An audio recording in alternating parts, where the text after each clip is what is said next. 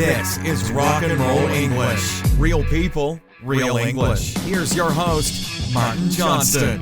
Hello everyone and welcome to another episode of Rock and Roll English. Episode number 318, baby. Oh yeah. In today's episode, we have an absolutely belting episode with Mental Marky Mark. Remember, belting means brilliant, with some real top-notch rock and roll English banter, where we answer the question, are you sporty or are you a couch potato? Now, before the pod starts, just for any new listeners who don't know, I went to school with Mental Marky Mark, okay? I'm telling you this because we talk a fair bit about things at school and things when we were children, okay? So yes, we did know each other when we were children. Also, I had some kind of microphone problems, as you will hear at the beginning of the recording. So audio quality is slightly less than usual. You know how much I love audio, but I have bought myself a new microphone, okay? So things can only get better. Remember that song? Things can only get better. Anyway, that's just me loving the 90s, as you know I do. And remember, not perfect audio is actually a good thing every now and again, because remember, when you talk to people, they don't have perfect sounding audio coming from expensive microphones, do they? Now, one last thing before I continue. Remember, my crazy Black Friday offer is still valid until Thursday this week. And there are just a few places available before it sells out. If you have not heard about it, you get my jungle listening course, which sells for £197 at the moment. This course will transform the jungle of fast spoken English into clear comprehension by using modern audio techniques. You also get the No Study British English Vocabulary Masterclass. So a course which is delivered through 3 podcasts a week, short 10-minute podcasts that use spaced out repetition so you remember all of this advanced vocabulary naturally and you don't need to study. And again, that course sells for £197. And in addition to those two, you also get the Podcast Power Pack 500, where you get 500 exclusive, not safe for public rock and roll English family episodes with a transcript. So again, they sell normally for £197. So if you want to buy all of these 3 things, next week you will have to spend £591 to do that. But for the next few days, you can get all of them for £147. So my advice to you is stop the podcast now, click on the link in the description and take this offer before it's too late. And sorry, there is one more thing. I am going to do a Facebook Live this Wednesday the 13th of November at 8 p.m. UK time. So that's 9 p.m. European time. As I haven't done one for a while, I haven't showed my face, so I thought I would. I will answer some questions and have a bit of fun with you. Now, obviously, Facebook Lives are a regular thing for Rock and Roll English family members, but for all of you other rock and rollers, you probably don't get to see my horrible face so much. So I thought I would show it to you on Wednesday. So please come and say hello and send me any questions that you want. My favourite Facebook Lives are where we just talk about completely random things like rock and roll English. So in summary, sorry for the reduced audio quality. Get my Black Friday offer before it expires. Come to the Facebook Live on Wednesday at 8 p.m. UK time. And most importantly, enjoy this episode. Happy listening. Mental Marky Mark, how are you today? Hello, mate. Sorry about that. I feel like I'm about 85 years old, struggling with the IT elements of this podcast. Yeah, so for the listeners that obviously haven't been here for the last 20 minutes whilst we have been trying to connect, we had some serious IT problems there. But what I didn't tell you, Mental Marky Mark, who kept saying, I can't hear you, I can't hear you, was I then realised after nearly 20 minutes that my microphone was switched off. So that may have had something to do with it. You would think after recording more than 300 normal episodes and 1,000 family episodes that I would know how to switch on a microphone, but it Which seems is big. that I don't. They are big numbers in the podcast world. Did I see one of your posts the other day on Instagram? And like, this is commitment, and you've passed the threshold of a podcaster. So 90% of podcasts apparently don't get past episode 21. And wow. So obviously I'm well past that, but still can't switch on a microphone. So there we go. So anyway, moving on to today's pod, Mental Marky Mark. It's been a while since you've been on, but do you remember how we start the pod? Yes, we start with, of course, finding out if you've had any reviews. Do you think we have any reviews? Yeah, I do. I'm positive this week. Okay, I like your vibe. And not only do we have a review, we have a 5-star iTunes review, which are the best. From Viviana, who had to send me an email to say, look, I have left you this review. And this is for everyone. If you leave me a review, I probably will not be able to see it. So please email it to me. So it says, the most amazing podcast. Rock and Roll English is the best podcast I have listened to for many reasons. Learning a language should be fun, otherwise you quit. Absolutely. This is the only pod I keep listening to. It's never boring. I often laugh alone in my car while Martin and his friends talk about crazy things that have happened to them, and I have really improved my listening skills. You can think this is a group of crazy people, but beyond the laughter and the fun, you find a great teacher. The quality of the audio is perfect. Every episode teaches you vocabulary that you can use in real life. Martin, keep on rocking. You're really the best. Whew. Wow. I mean, wow. Goodness me. What a review that is. That was worth the wait. So thank you very much for that. A lot of effort into that review. Absolutely. Well. And one thing there, the quality of the audio is perfect when I remember to switch on the mic, obviously. Yeah. And I do spend a lot of time on editing that audio. So thank you very much for noticing, Viviana. So on to today's pod. So as always, after recording so many episodes, I do always struggle of what to talk about. So I was thinking, Mental Marky Mark, what can we talk about? I thought we saw each other recently playing, some people will argue it's not a sport, but playing a sport. And that got me thinking, let's talk about sports. So are you sporty, a sporty person, or a couch potato? So I've got some questions here, and then we can see if we are sporty or couch potatoes, okay? Sounds good. Okay, so obviously now, Mental Marky Mark, we are very fast approaching the big 40. Yeah. So this question, I think the answer will be very different to what it was a few years ago. So do you actually play any sports now? Yes. You had to think about that for a long time. Why did you have to think about it? Remember, cooking and cleaning the house do not count as sports.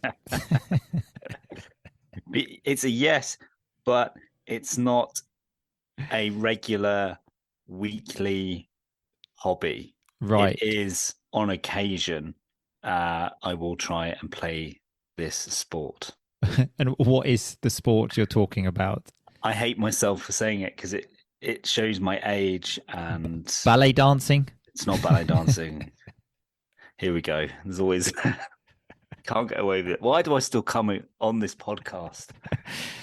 Come on, we're dying to know. Okay. What is this sport? It is golf. Oh my God! That's because you're a posh boy, aren't you, Mental Marky Mark? That's what. Golf is not a posh sport. I'm not a posh boy. It's not posh. It seems posh to me. I don't think maybe fencing, but I think most sports used to be, those that used to be considered posh. I mean, if it involves a horse or a sword, I'd call it posh. Yeah. But I would definitely consider a sport that includes a horse. Not many people have just got a horse in their back garden, have they? No. What about, here's something, if you think is posh as a sport, and I know you're going to bring up a story when we played this sport. I don't know why I'm doing this myself, but tennis, would you say that is posh? Yeah, I would say that's quite posh.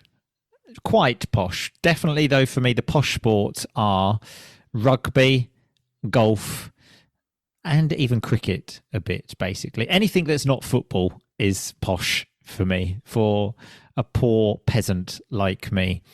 Actually, when we were playing snooker, one of our friends who was there the night before, funnily enough, we were watching the rugby because the World Cup was on, and we were talking about how we'd never played rugby in the school that we went to and made friends with.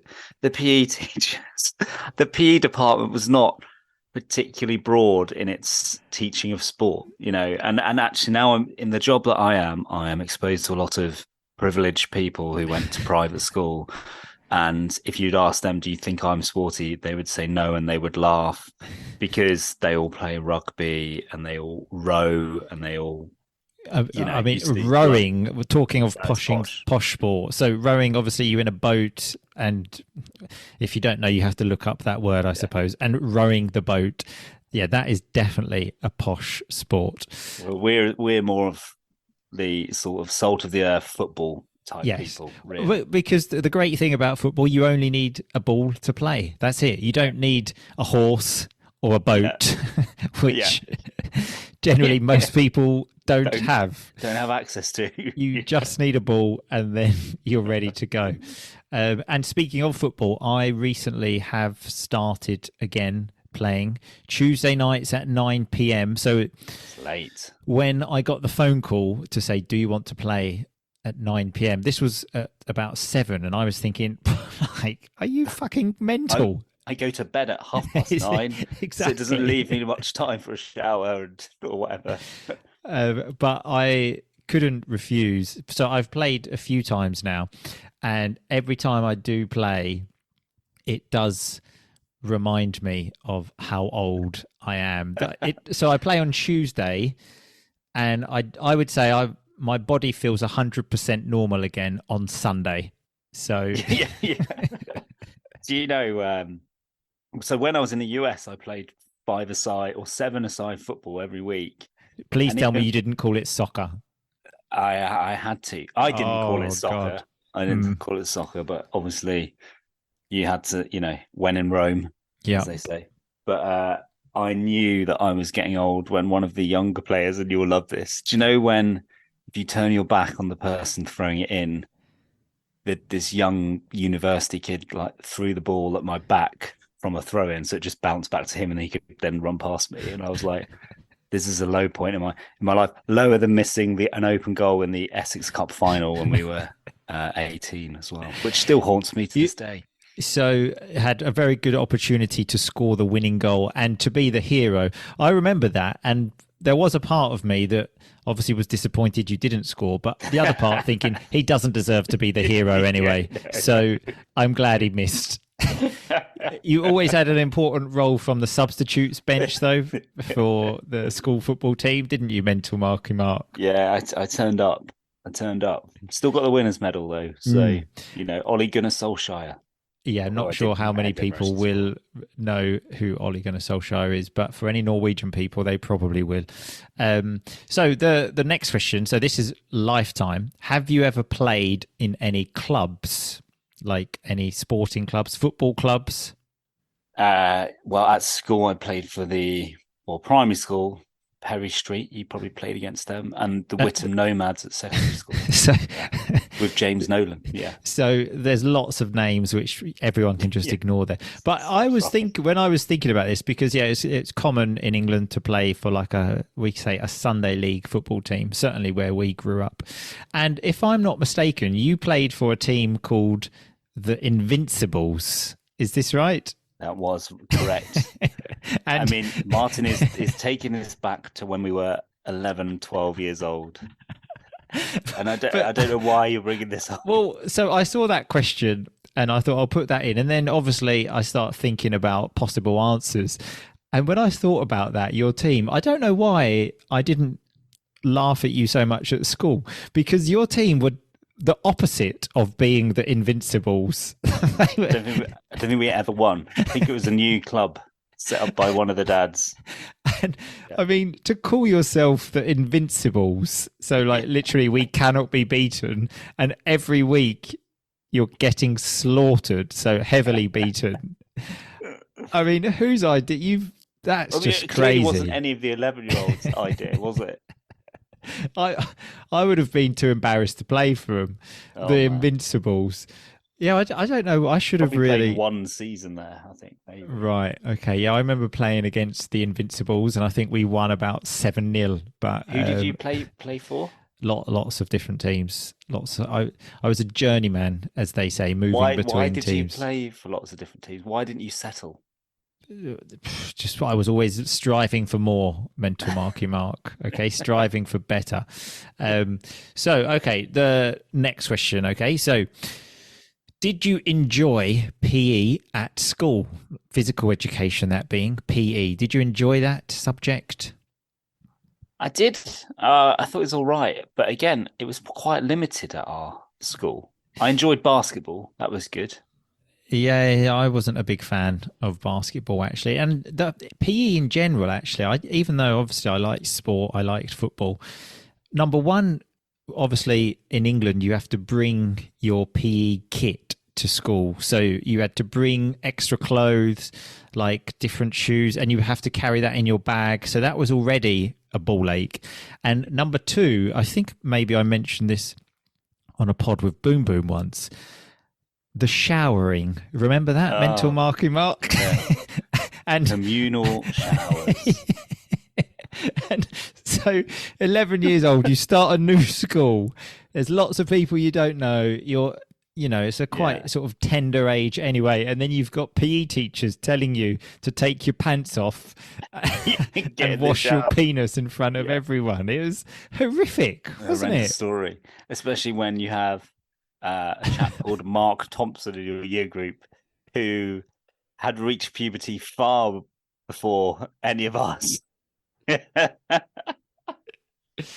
Well, that's it. I mean, you used one example there, and I hope to God Mark Thompson isn't listening to this podcast. But unbelievable. But that's the whole point. Obviously, you're looking at the person next to you. Some people extremely muscly, some people extremely hairy. Just why put 11-year-olds through such trauma? What do the girls do? Did the girls have cubicle showers, or did they? No idea. Same thing, right? I was always, so after PE, like you come out of that lesson and you've just been looking at like your friends' penises, and then you're sitting in maths doing algebra, and it's kind of like still sweating. Yeah. You just can't concentrate after that. Oh man. Yeah, you can't concentrate after being in a room where you're looking at like 10 other penises, and then you have to sit down in maths. It's just impossible.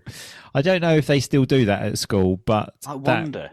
That was horrific. So for that reason, I didn't enjoy PE so much. Although I was thinking, I can't remember doing that later in school. They just seem to want to traumatize you in the early years. I don't remember doing that in the later years. I also think that the facilities at the school were so bad that like the showers would spit a drop of like boiling water out that you couldn't stand under anyway.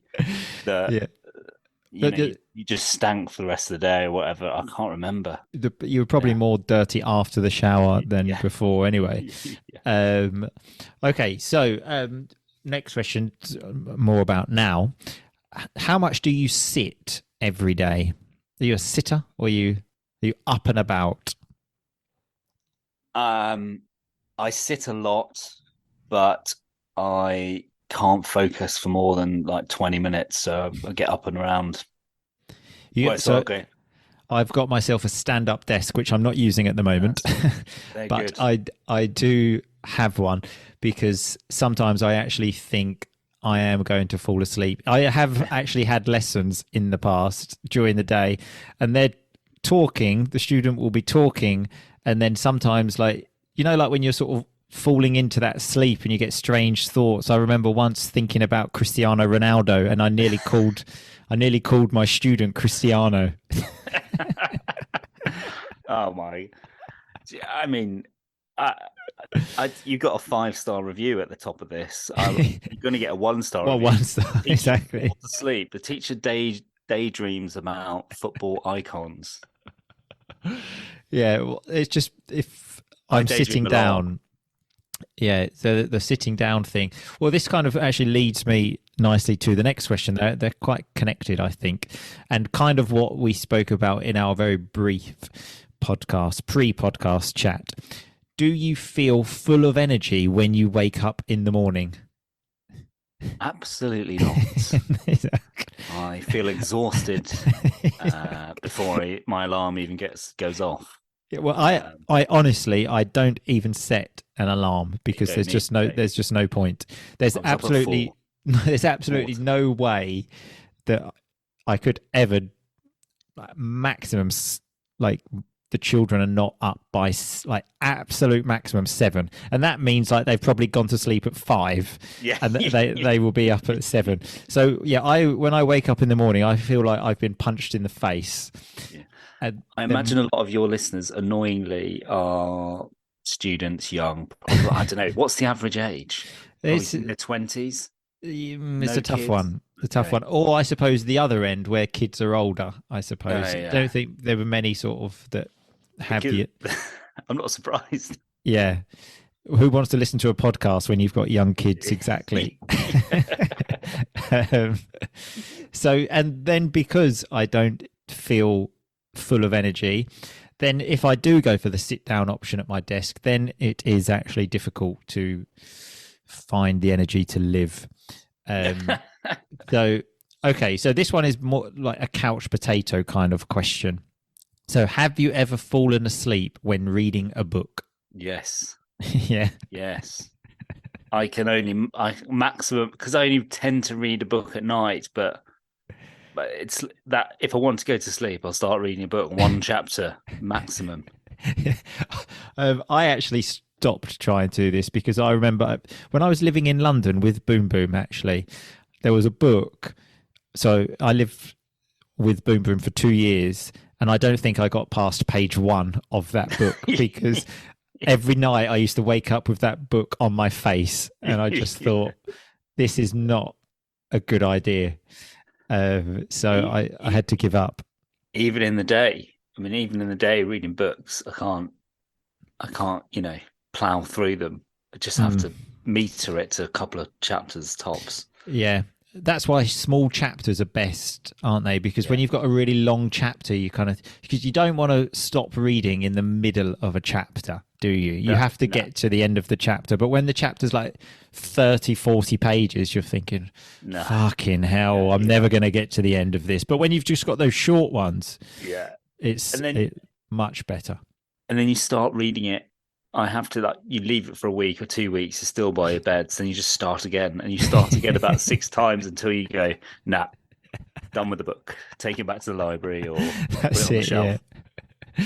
The only books that you read are Manchester United football autobiographies anyway. So I do actually have one at the moment on the go, as we say, my toilet book, when I'm doing my business on the toilet. I read a Manchester United book. Otherwise, I actually read a lot about like business, online business, and stuff like that. So, interesting question here. This could be a long list. What sports are you not very good at? Well, mainly all of them. Every sport I'm not good at. I actually think you're not bad at most sports. I think, for example, I excelled maybe when I was young in one. I mean, I say excelled. It's not like I became a professional or anything, but had a very low standard in lots of other sports. But definitely the worst sport for me that I am worst at of the sports I have tried to play would be volleyball. I love volleyball. I once tried to play that on a beach in Italy, not realizing that all Italians are really good. And it was like a sort of match. Everyone kept saying to me, we're playing at 5:30. And I was thinking, God, this is pretty serious. And then we had a bit of a crowd, like probably 15, 20 people watching. And you have to serve from the back of the court. When it was my turn, never went over the net. And then there's just that silence of when it just hits the net. Sometimes I didn't even reach the net. And then it's just that silence of like, why does the English guy have to play? Exactly. Why does he keep coming? It was like, how have we got stuck with this guy? So then from that day, anyone ever said to me, do you want to play volleyball? Absolutely not. Okay, so we are going to continue this episode in the Rock and Roll English family tomorrow.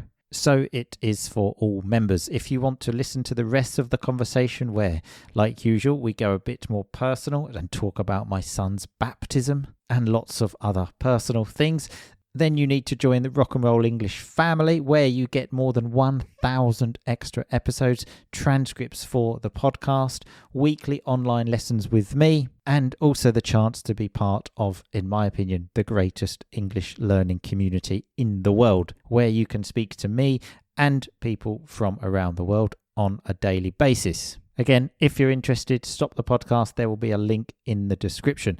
So let's have a look at the vocabulary from today. I mentioned at the beginning it was a blinding episode. So blinding means very good. And at the beginning, Mental Marky Mark said I had passed the threshold to become a podcaster. So the threshold is actually the entrance of a building, entrance of a door. That's why when people get married, you talk about the man carrying the woman over the threshold when they enter their house. I didn't do that with Mrs. R&R because I'm not strong enough to carry people. But think of it like that. When you enter a new building, you are a new person as a newly married couple, for example. So it's like that. You cross the threshold to become a podcaster. Mental Marky Mark said the PE department, physical education in our school, was not broad in its teaching of sport. So not broad, not very wide. There wasn't much choice, let's say. He also spoke about when we were 18 and we played a very important football match for the school, the cup final. Obviously, lots of people were there from school to come and see. Mental Marky Mark was substitute, obviously, but he came onto the pitch and had a wonderful opportunity to score the winning goal, and he missed. And he said it still haunts me to this day. So it still causes him discomfort. He's still disappointed about it. He still thinks about it. That is when something continues to haunt you. I mentioned how I changed football teams a lot when I was young because I was always striving for more. So when you're striving for more, you are always trying to do more, to achieve more. I mentioned how I didn't actually like PE, physical education, because of the massive bag we had to bring, and I described it as a ball ache. So a ball ache is something annoying, obviously not very formal language. And we spoke about, Mental Marky Mark spoke about a specific person from our school, Mark Thompson, and I said, I hope to God Mark Thompson isn't listening. So that's a nice term. I hope to God. And I really do hope to God Mark Thompson isn't listening. If you are, Mark, we love you, buddy. Mental Marky Mark said that he cannot plough through books anymore. So when you can't plough through books, you can't read them really quickly. So yeah, ploughing through a book. You get a new book, a book you really enjoy. You finish it in like one day. That means you have ploughed through the book. Speaking of books, I mentioned my football book that I have got on the go. So when you have a book on the go, it means you are still in the process of reading it. So remember, all of the vocabulary is on the website. Also remember to check out my Black Friday offer. The link is in the description to the podcast you are listening to. And come on Wednesday to support me in the Facebook Live. Thanks a lot for listening. I will talk to you very soon, but in the meantime, just keep on rocking, baby. Thanks so much for listening to Rock and Roll English. For more great content and to stay up to date, visit rockandrollenglish.com and facebook.com/rockandrollenglish. We'll catch you next time.